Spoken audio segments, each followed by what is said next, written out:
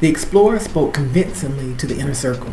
A partnership with the United Kingdom of Great Britain and Ireland will bring development and structure here. If and when we organize an area, we find someone or a governing body from within the village who has the best ability to lead, to translate, and provide order, guidance, leadership, and partnership.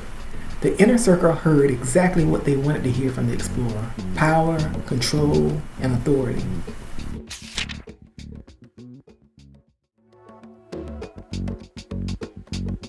What do you envision for the northeastern portion of Africa? Well, what are the natural resources coming to this area? We would encourage development of those natural resources and modernize the process to export those goods under the protection of the UK, thereby bringing wealth and prosperity. Sensing some confusion based on the inner circle's glares, he had another explorer show goods from the UK and from other areas they now occupied. The inner circle was impressed with the items that they saw. The explorer intentionally shielded the inner circle from the word occupation.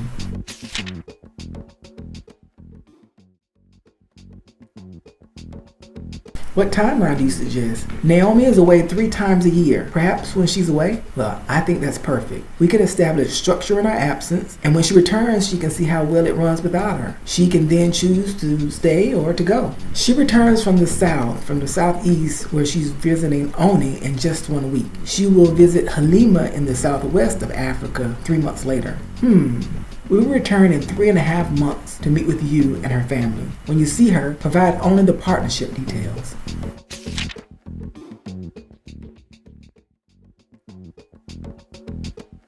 When Naomi returned from the southeast, she brought back unique spices and flowers. She shared them with the village. She was delighted to return, but was sad when she departed from her sister Oni. Naomi met with her family and the inner circle. So much had transpired in her absence. There was a birth, a partial harvest, and one hunting injury that left the male tribesman unable to contribute. The tribesman injury, if left unattended to, had the potential to lead to his untimely death.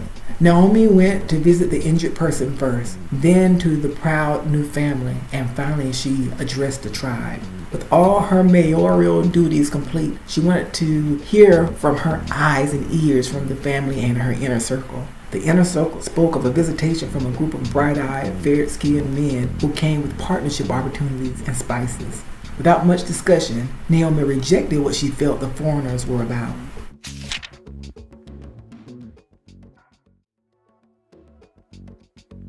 We live a simple life. Everyone is self-sufficient. They're protected, nurtured, and they belong. An outsider brings change that may disrupt cultural norms and customs, which could translate into an unnatural and premature evolution of our village.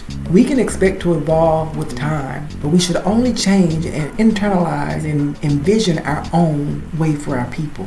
It should be a deliberate maturation process rather than a rapid transformation.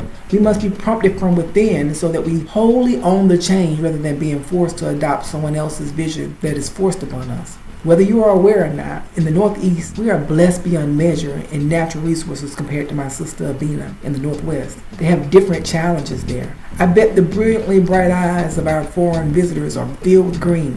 This is envy commonly found in those who do not have, but have great desire to attain. In our village, everyone has something. Each and everyone has enough. Do not see or entertain them again. I will see to it that this is conveyed to them in time.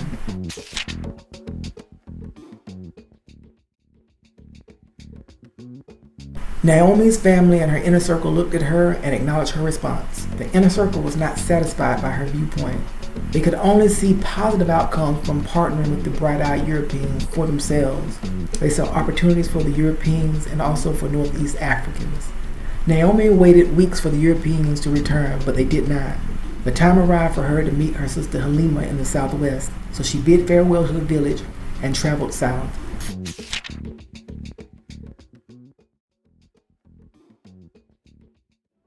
As if they were watching the village, the bright-eyed Europeans returned shortly after Naomi's departure, and they met secretly with the inner circle. The inner circle wasted no time expressing Naomi's distrust and aversion to their proposed partnership.